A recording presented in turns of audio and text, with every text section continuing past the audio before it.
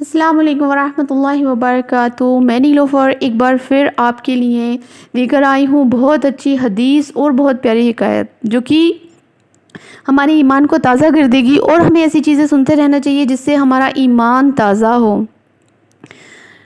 بسم اللہ الرحمن الرحیم۔ شروع کرتی ہوں اپنی حدیث کو اور آپ تک پہنچاتی ہوں۔ آپ لوگوں سے بھی یہ التجا کرتی ہوں کہ زیادہ سے زیادہ شیئر کریں تاکہ علم دین لوگوں تک پہنچے اور لوگ ایمان سے، علم دین سے قریب ہوں۔ حضرت سیدنا لیث بن سعد رحمۃ اللہ تعالی علیہ فرماتے ہیں کہ میں حج کے لیے پیدل چلتا ہوا مکہ مکرمہ زادہ اللہ شرفوں و تعظیمہ پہنچا۔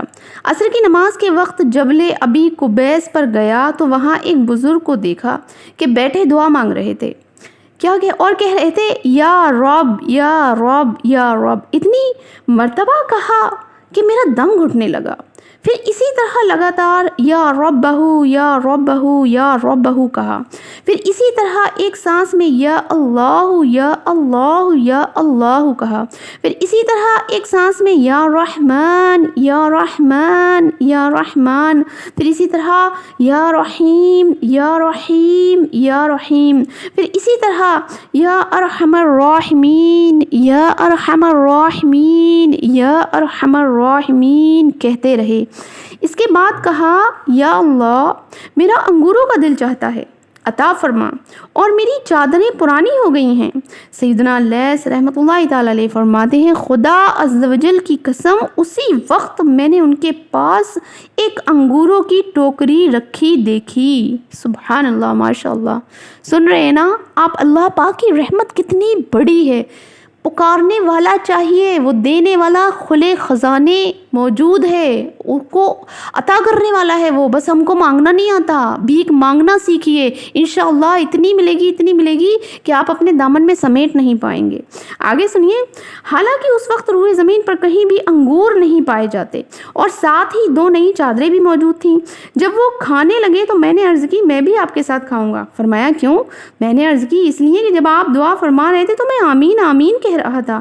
فرمایا اچھا کھاؤ لیکن کچھ ساتھ نہ لے جانا۔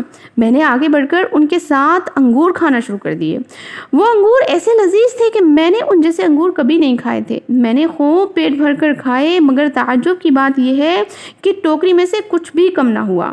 پھر وہ فرمانے لگے ان دونوں چادروں میں سے ایک چادر پسند کر لو۔ میں نے عرض کی چادر کی مجھے ضرورت نہیں۔ فرمایا مجھ سے پردہ کر لو تاکہ میں ان کو پہن لوں۔ میں ایک طرف ہٹ گیا تو انہوں نے ایک تہبند کے طور پر باندھ لی اور دوسری اوڑھ لی۔ جو چادریں پہلے سے پہنے ہوئے تھے ان کو ہاتھ میں لے کر پہاڑ کے نیچے اترے۔ میں بھی پیچھے ہو لیا۔ جب صفا اور مروہ کے درمیان پہنچے تو ایک سائل نے عرض کی اے ابن رسول اللہ، یہ کپڑے مجھے پہنا دیجئے، اللہ تعالیٰ آپ کو جنت کا حلہ پہنائے گا۔ تو انہوں نے وہ دونوں چادریں اس کو عنایت فرما دیں اور آگے بڑھ گئے۔ میں نے اس سائل سے پوچھا وہ حاجی صاحب کون تھے؟ اس نے کہا حضرت سیدنا امام جعفر صادق علیہ رحمۃ اللہ الرازق تھے۔ یہ سنتے ہی میں ان کی طرف دوڑا تاکہ ان سے کچھ کہہ سکوں اور فیض حاصل کر سکوں، مگر افسوس میں ان کو نہ پا سکا۔ اللہ تبارک تعالیٰ کی ان پر رحمت ہو اور ان کے صدقے ہماری بے حساب مغفرت ہو۔ کیوں کر نہ میرے کام بنے غیب سے حسن، بندہ بھی ہوں تو کیسے بڑے کار ساز کا بے شک۔ ہمارے کام کیوں کر غیب سے نہ بنے؟ ہمارا پالنے والا، ہمارا کھلانے والا، ہمارا پیدا کرنے والا، زندگی اور موت کا مالک ہمارا رب ہے، اور جس کی کلمے کی ہم گواہی دیتے ہیں لا الہ الا اللہ محمد رسول اللہ وصلی اللہ تعالی علی محمد وصلی اللہ تعالی علیہ وآلہ وسلم۔